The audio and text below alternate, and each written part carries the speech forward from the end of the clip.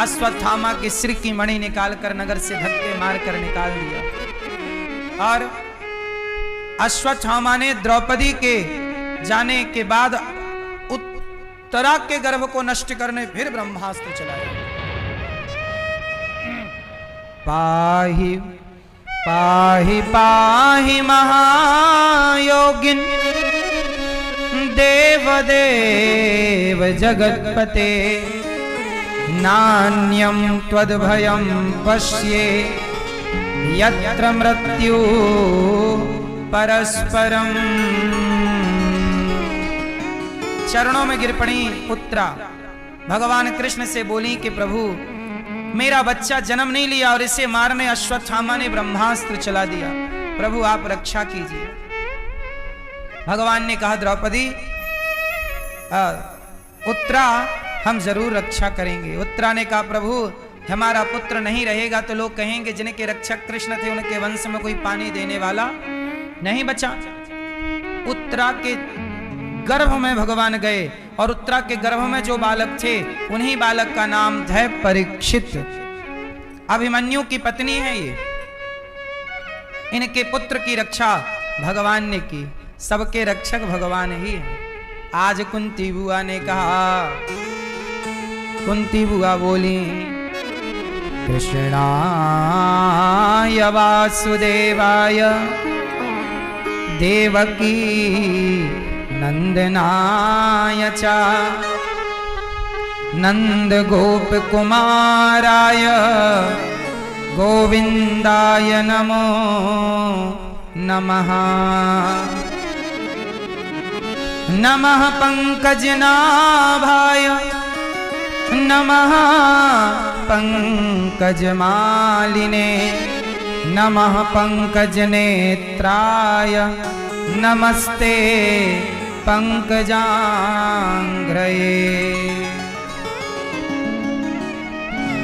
नमः पंकजनाभाय। कुंती बुआ आज श्री कृष्ण के आगे हाथ जोड़कर खड़ी हैं। कन्हैया आज मैं आपसे कुछ मांगूं। हे जिनके नाभि से ब्रह्मा जी का प्राकट्य हुआ, नाभि कमल से ब्रह्मा जी प्रकट हुए, जिनके गले में कमल की माला है, जिनके नेत्र कमल के समान सुंदर हैं, जिनके चरण कोमल हैं, कमल का चिन्ह चरण में है, ऐसे कृष्ण को कुंती का बारंबार प्रणाम। कुंती बुआ ने कहा कन्हैया आज मैं आपसे कुछ चाहती हूँ। कन्हैया बोले क्या बुआ मांगो। कुंती बुआ ने कहा कि देखो कन्हैया अब महाभारत हम जीत गए, हमारा बेटा धर्मराज युधिष्ठिर बन गया है राजा, अब हमें लगने लगा है डर। कन्हैया बोले बुआ कैसी बात कर रही है, जब आपके बेटे 14 साल और 13 साल दर दर जंगल में भटकते रहे तब तुम्हें डर नहीं लगा, आज तुम्हारा बेटा राजा बन गया तुम्हें डर लग रहा है, कौन सा डर है बताओ। कुंती बुआ बोली कन्हैया जब हम दर दर की ठोकर खाते रहे तो हमें डर नहीं लगा क्योंकि आप हमारे साथ में थे। अब डर इस बात का है कि हम सुखी हो गए, राजा बन गया बेटा, कहीं आप हमें छोड़कर ना चले जाओ, कहीं आप हमें छोड़कर, क्योंकि दुख में तो आपने हमारा खूब साथ दिया, अब दिन बदल गए, सुख के दिन आ गए, कहीं आप छोड़कर ना चले जाओ। हे कन्हैया हमें सुख नहीं चाहिए, ये राज्य तुम ले लो और जैसे दिन पहले थे जंगल के दर दर ठोकर के वो दिन दे दो। कम से कम उन दिनों में आपकी याद तो थी, आपका स्मरण तो था, आपके दर्शन तो थे। अब आप चले जाओगे तो भूल जाऊंगी मैं, पता नहीं सुख में कहीं मैं उलझ ना जाऊं, ये सुख उलझा देता है। दुख में सुमिरन सब करें, सुख में करे ना कोई, और जो सुख में सुमिरन करें सो दुख काहे को। कुंती बुआ बोली ये तेरा सुख नहीं तू रख, हमें तो दुख दे दे। दुखों से अगर चोट खाई ना होती तो कन्हैया तेरी याद हमें आई ना होती। दुख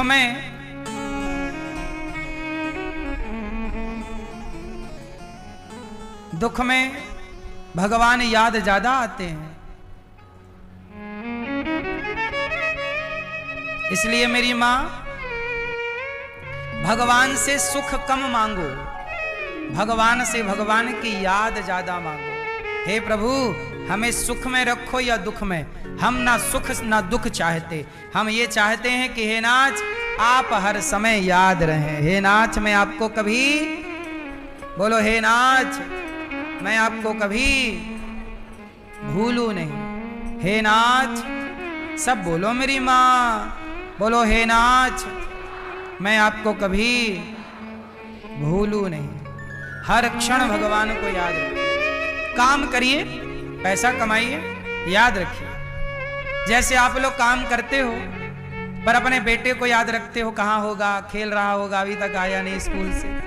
काम करते समय जैसे आप अपने बच्चों को याद रखते हैं, ऐसे काम करते समय अपने भगवान को याद रखिए।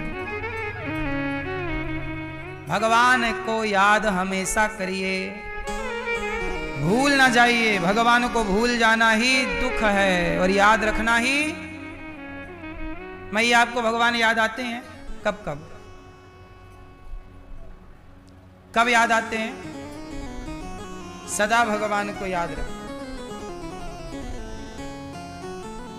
एक पल के लिए, एक क्षण के लिए भगवान को भूलो मत।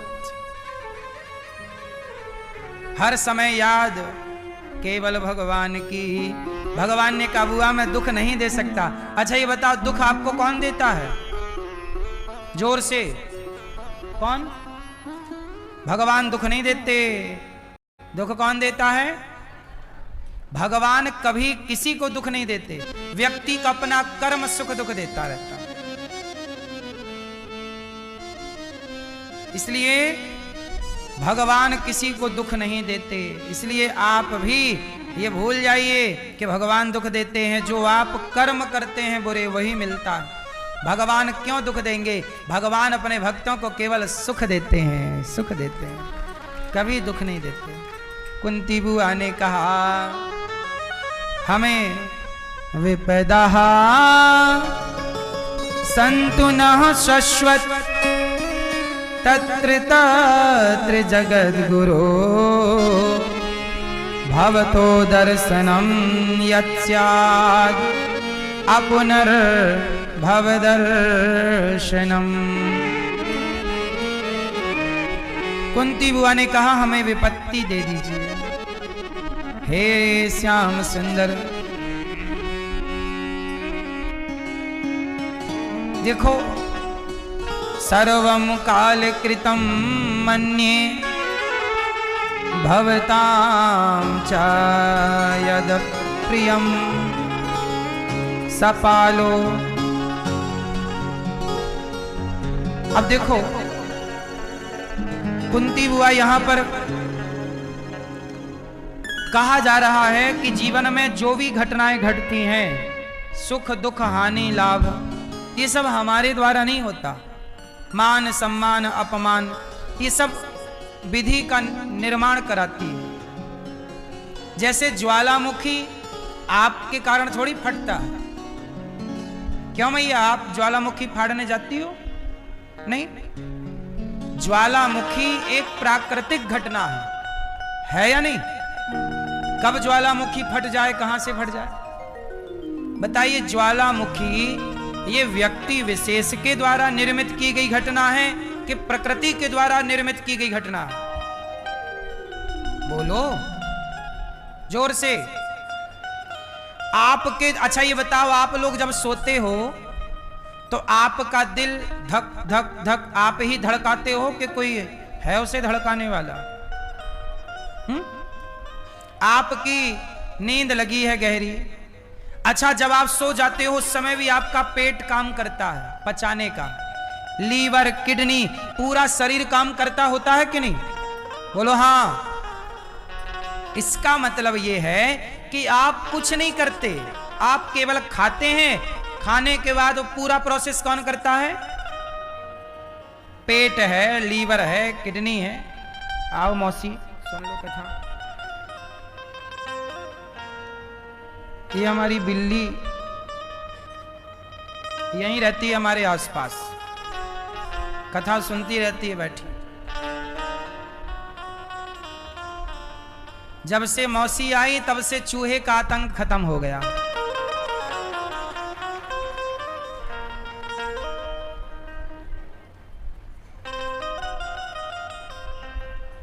परमात्मा भी गजब से सृष्टि बनाते हैं ना।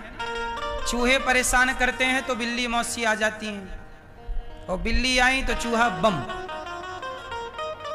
चूहे क्या हो जाते हैं? बम।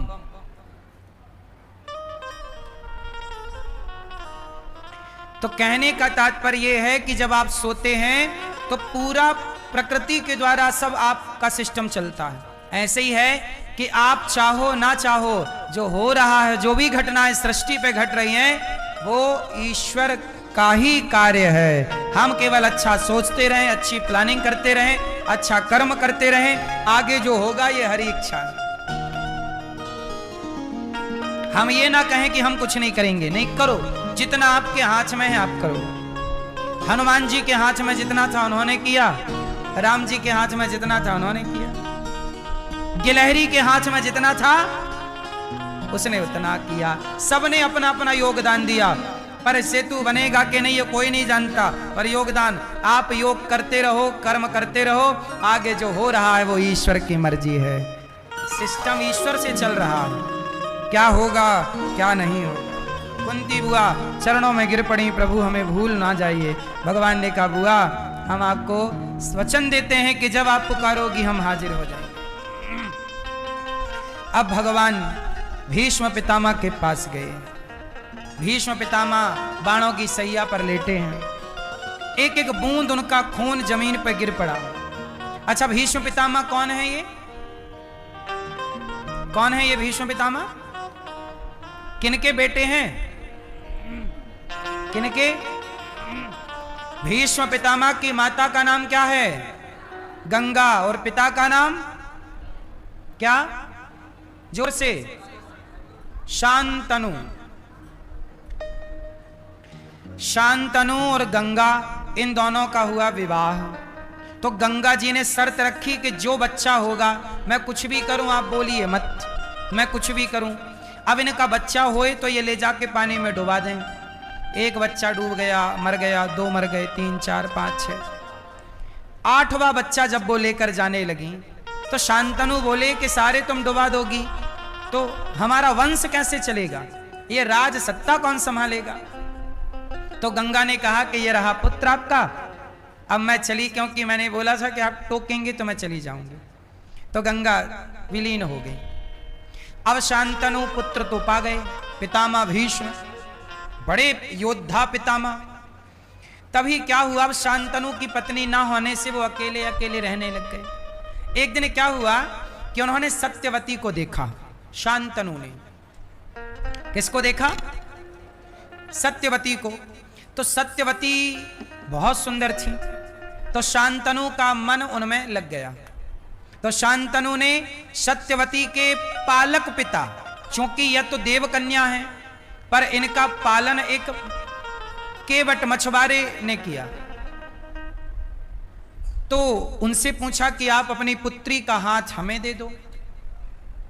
तो जो सत्यवती के पिता हैं उन्होंने कहा कि हम अपनी बेटी का विवाह तो कर देंगे, पर शांतनु जी आप हमारी बेटी से विवाह तो कर लोगे, पर हमारी बेटी से जो बच्चा पैदा होगा उसे आप राजा थोड़ी बनाओगे, और वो राजा नहीं बनेगा तो हमारी बेटी से हम आपका विवाह क्यों करें, क्योंकि आपका तो बेटा पितामह भीष्म है, तो वो सत्यव्रत है, तो वो राजा बनेंगे। तो शांतनु ने फिर दोबारा शादी ब्याह की बात, शांतनु ने कहा नहीं, मैं अपने बेटे के साथ खिलवाड़ नहीं करूंगा, क्योंकि इस गद्दी का अधिकारी मेरा वही, गंगा का बेटा पुत्र वही, क्योंकि राजा का नियम है बड़ा बेटा राजा बनेगा, नियम से समझौता नहीं। शांतनु ने बात नहीं की कि भाई आपको अपनी बेटी नहीं देना तो कोई बात नहीं, लेकिन शांतनु ना उदास रहने लग गए। एक दिन 12 साल के थे, 12-14 साल के पितामह भीष्म, तो इन्होंने अपने पिता को देखा कि उदास बैठे हैं, तो पूछा कि पिताजी आप उदास हैं? तो पिता ने तो कुछ नहीं बताया, लेकिन जो उनके साथ मंत्री थे, तो मंत्री सेनापति, मंत्री राजा कहीं भी जाते थे तो अकेले नहीं जाते थे ना, कोई 2-4 होते थे। तो मंत्री से पूछा कि हमारे पिता उदास क्यों हैं? तो मंत्री ने बताया कि आपके पिता मत्स्यगंधा नाम की एक कन्या है सत्यवती, उससे प्रेम करते हैं, पर वो विवाह वो तो करना चाहती है, पर उसके बीच में पिता बोल रहे हैं कि उनका बेटा राजा बनेगा तो विवाह करेंगे। अब भीष्म पितामह गए उस कन्या से मिलने, अपने होने वाली माता से मिलने गए और माता को प्रणाम किया, माता प्रणाम। तो सत्यवती ने आशीर्वाद दिया। अच्छा, सत्यवती के पिता से भीष्म पितामह ने बात की कि आप मेरे पिता से अपनी बेटी का विवाह करिए। देखो, एक बेटा अपने पिता के विवाह की बात कर रहा है और बोले, वो सत्यवती के पिता बोले कि भाई तुम तो राजा बनोगे ना। तो भीष्म पितामह बोले, मैं प्रतिज्ञा करता हूं कि आपकी बेटी अर्थात सत्यवती के द्वारा जो बच्चा होगा वही हस्तिनापुर का राजा होगा, मैं राजा नहीं बनूंगा। तो फिर बोले सत्यवती के पिता कि चलो तुम राजा नहीं बनोगे पर तुम्हारा विवाह होगा, तुम्हारा बच्चा होगा, तो वो सत्यवती के बेटे को हटा के वो राजा बन जाएगा तुम्हारा बेटा। तब कहा कि मेरे पिता के विवाह में यदि मैं बाधा हूं तो मैं आपको वचन देता हूं, मैं विवाह ही नहीं करूंगा, आज से अखंड ब्रह्मचर्य। अपने पिता के लिए उन्होंने अखंड ब्रह्मचर्य का पालन लिया और कभी विवाह न करने की प्रतिज्ञा की। इस प्रतिज्ञा को भीष्म प्रतिज्ञा कहते हैं। क्या कहते हैं? भीष्म प्रतिज्ञा। अब सत्यवती से हो गया विवाह, किसका? शांतनु का। अब देखो विवाह हो गया,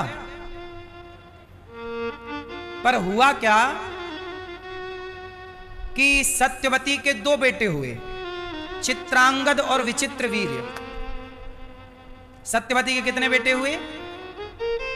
चित्रांगद और विचित्रवीर्य। अच्छा, चित्रांगद और विचित्रवीर्य के उनका विवाह हुआ अंबा और अंबालिका के साथ। अब इनका जब विवाह हुआ तो हुआ क्या कि चित्रांगद और विचित्रवीर्य दोनों की कम टाइम पे मृत्यु हो गई, जवानी में ये दोनों मर गए। अब जब दोनों मरे और इनकी जवान जवान पत्नियां घर पे बैठी, अब राज्य आगे कैसे? अब सत्यवती का राज्य मतलब हस्तिनापुर का राज्य चलाने वाला पितामह बोल चुके हैं कि मैं गद्दी पर नहीं बैठूंगा, मैं विवाह नहीं करूंगा। सत्यवती ने कहा कि पुत्र तुम विवाह कर लो। बोले नहीं, मैं आपके पिता को वचन दे चुका हूं। अब हुआ क्या कि दो पत्नियां हैं, चित्रांगद और विचित्रवीर्य की, अब इनके कोई बच्चा नहीं है। तब क्या हुआ? तब और सुनो, ये जो सत्यवती थी, सत्यवती शांतनु के विवाह के पहले महर्षि पराशर के द्वारा इनके एक पुत्र हो चुका था। इन घटनाओं को आप सामान्य दृष्टि से मत देखिएगा, क्योंकि ये महिला कोई सामान्य महिला नहीं है, देवतुल्य है, ये लीला है। और महर्षि पराशर के द्वारा जो सत्यवती का पुत्र हुआ वही वेदव्यास जी कहलाए। तो वेदव्यास जी पहले हो चुके हैं, बाद में चित्रांगद विचित्रवीर्य हुए, दोनों मर गए, दोनों की जवान पत्नी है। तब अपने पुत्र का आवाहन किया, वेदव्यास जी को बुलाया। सत्यवती ने कहा कि ऐसा करो कि मेरी दो बहुएं हैं और तुम मेरे हो बड़े पुत्र, और मेरे राज्य को चलाने वाला कोई संतान आपातकाल है। क्या है? अब भीष्म पितामह ब्याह नहीं कर रहे हैं, ये ब्रह्मचारी हो गए, मेरे पिता को वचन दे चुके, अब बेटा तुम मेरा ये हस्तिनापुर का वंश बढ़ाओ। क्या करें? बोले मेरी दो बहुएं हैं, इन दो बहुओं के गर्भ से कोई बढ़िया बच्चा हो। तो वेदव्यास जी ने कहा, अच्छा वेदव्यास जी कौन है? भगवान नारायण के 24 अवतारों में एक अवतार वेदव्यास जी हैं, जिन्होंने वेदों का विस्तार किया और 18 पुराण लिखे। तो साक्षात नारायण ही वेदव्यास जी हैं। तो वेदव्यास जी ने क्या किया कि वो दोनों स्त्रियों को स्पर्श किया। तो एक जब आई तो वो वेदव्यास जी को देख करके ना उन्होंने आंखें बंद कर ली। जब आंखें बंद की तो उनके बच्चा हुआ तो वो अंधा हुआ जो धृतराष्ट्र कहलाए। और दूसरी जब आई पत्नी चित्रांगद विचित्रवीर्य दोनों के एक एक करके आ रही हैं वेदव्यास जी के पास, और जब वो आई तो वेदव्यास जी को देख करके वो इतने तेजस्वी महान कि उनको देख कर ना वो पीली पड़ गई, सूख सी गई, बिल्कुल डर गई। तो उनका जो बच्चा हुआ उन्हें पीलिया रोग का बच्चा हुआ, पांडु। फिर सत्यवती से वेद व्यास जी ने कहा कि आपके बच्चा तो हुए दो, पर एक रोगी हुआ, पीलिया से ग्रसित है, और दूसरा अंधा है। तो बोले एक काम करो, एक पत्नी को फिर भेजो एक अवसर और। तो वो पत्नियां डर गईं और उन्होंने अपनी एक दासी को भेज दिया, तू चली जा। तो दासी को भेजा, तो दासी से एक पुत्र हुआ जो विदुर जी कहलाए। तो इन तीनों के पिता एक हैं, धृतराष्ट्र, पांडु और विदुर जी। तीनों की माता अलग अलग है। तो भीष्म पितामह ने प्रतिज्ञा ली कि जो यहां बैठेगा मैं उनकी रक्षा करूंगा। तो पांडु बने राजा, पर पांडु को कम टाइम पर पांडु के दो विवाह हुए, कुंती और माद्री। और ये पांडु से गलती क्या हो गई कि पांडु ने जंगल में एक हिरण और एक हिरणी संभोग कर रहे थे। उसी क्रिया में पांडु ने मार दिया। किसको मार दिया? हिरणी को मार दिया, बाण लगा हिरणी को। तो हिरण बोला कि पांडु, जब हम अपनी पत्नी के साथ रमण कर रहे थे तब तुमने हमें इस अवस्था में मारा। जाओ, जब तुम अपनी पत्नी का स्पर्श करने के लिए काम भाव से आगे जाओगे तो तुम मर जाओगे। पांडु को श्राप लग गया कि वो अपनी पत्नी का स्पर्श यदि काम भाव से करेंगे तो मर जाएंगे। अब पत्नी है दो, कुंती और माद्री, पर शर्त क्या है, अभी तक बच्चा नहीं हुआ और श्राप लग गया। तब कुंती माता को दुर्वासा जी ने 5 मंत्र दिए थे। तो उनमें से कुछ मंत्र दिए थे, तो उनमें से 2 मंत्र कुंती ने माद्री को सुनाए। तो माद्री के 2 बच्चे हुए उस मंत्र के देव प्रभाव से, नकुल और सहदेव। और कुंती ने 3 मंत्र का प्रयोग किया। तो अर्जुन, धर्मराज युधिष्ठिर और भीम, 3 कुंती के, 2 माद्री के, 5 पांडव कहलाए। एक दिन पांडु ने अपनी पत्नी माद्री को स्पर्श किया, काम भाव से स्पर्श करने गए तो उनकी मृत्यु हो गई। और जब मृत्यु हुई तो पांडु के साथ उनकी पत्नी माद्री सती हो गई, परंतु कुंती सती नहीं हुई। पांडु के मरने के बाद धृतराष्ट्र बने राजा। और जब धृतराष्ट्र राजा बने तो उन्हें राजगद्दी इतनी अच्छी लगी कि उन्होंने सोचा कि पांडवों को रास्ते से हटा लो और सदा के लिए राजगद्दी पर बैठो। क्योंकि पांडु का बड़ा बेटा भी छोटा, धर्मराज युधिष्ठिर अभी छोटे हैं। जब बड़े बनेंगे तो बड़े होने पर हस्तिनापुर के राजा कौन बनेंगे? धर्मराज युधिष्ठिर। पर लोभ आ गया धृतराष्ट्र को कि मेरे बेटे बनेंगे। धृतराष्ट्र का विवाह हुआ गांधारी से और गांधारी का बेटा हुआ दुर्योधन और 100 बच्चे हुए। तो धृतराष्ट्र को लोभ आया कि पांडव राजा ना बने, मेरा बेटा। ये लोभ से कहानी स्टार्ट हो गई। और लोभ आया तो पांडवों को मारना चाहा और ये सब कुछ होता रहा और धृतराष्ट्र चुप रहे।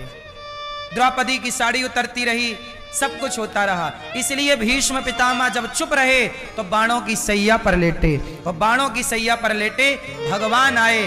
कहा, पितामह मेरे लायक कोई आज्ञा हो। पितामह भगवान के बहुत बड़े भक्त थे।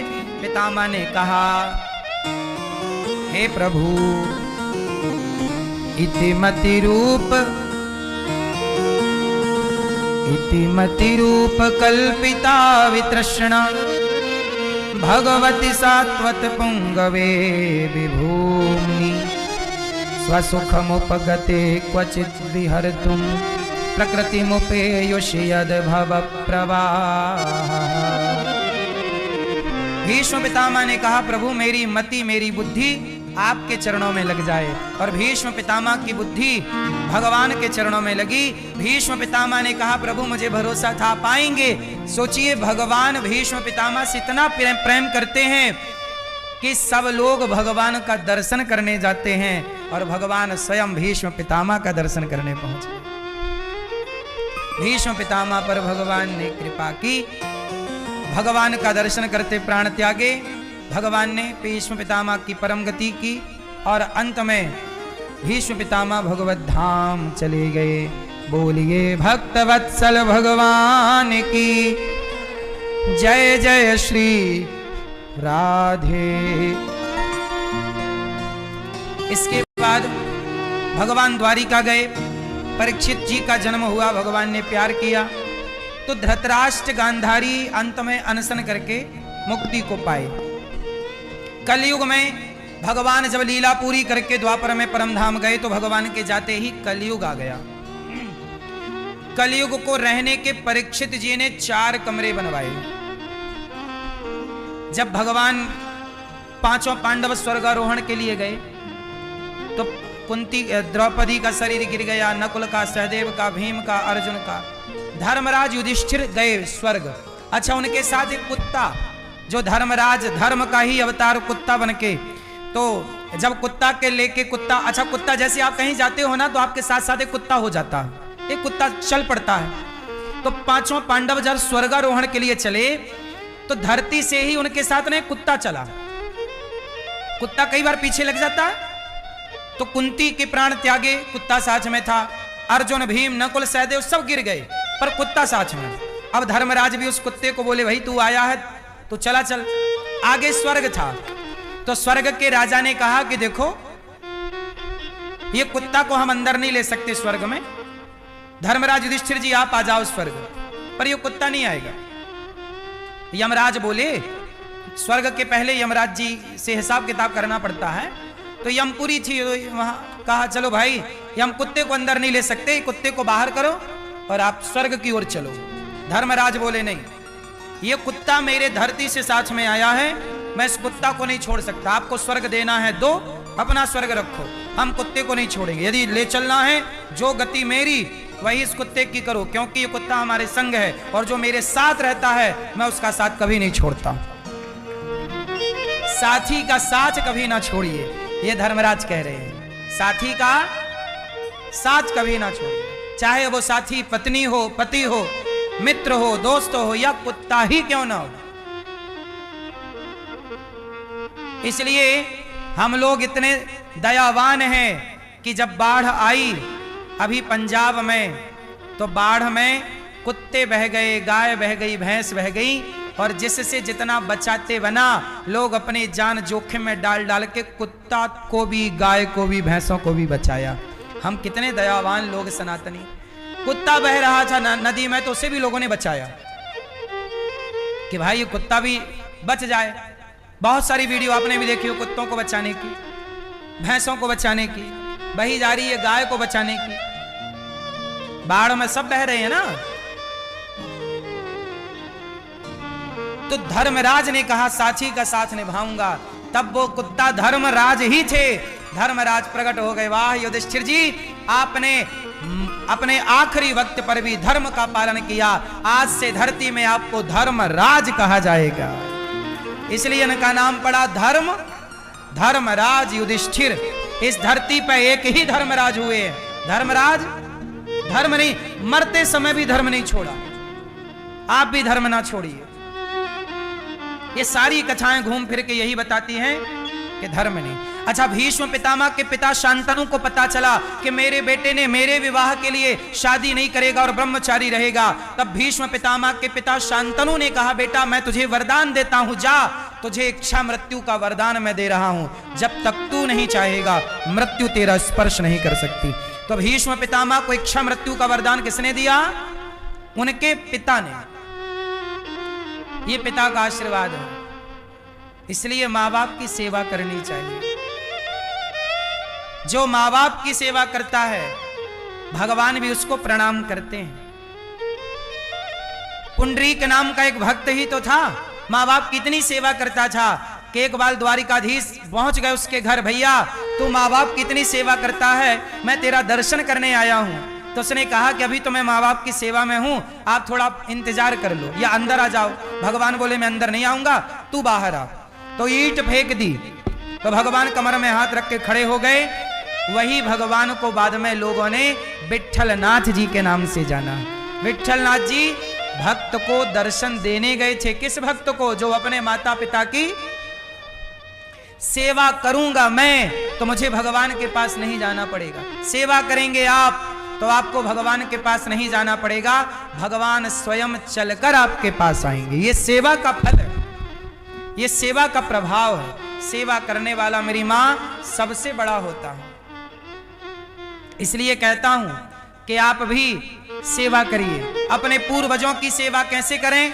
इस श्राद्ध पक्ष में पूर्वजों के नाम से संतों को भोजन कराएं कि भाई आज की भोजन की सेवा हमारे दादा परदादा पिता माता की पुण्यतिथि है। तो आज हम गौरी गोपाल में संतों को भर पे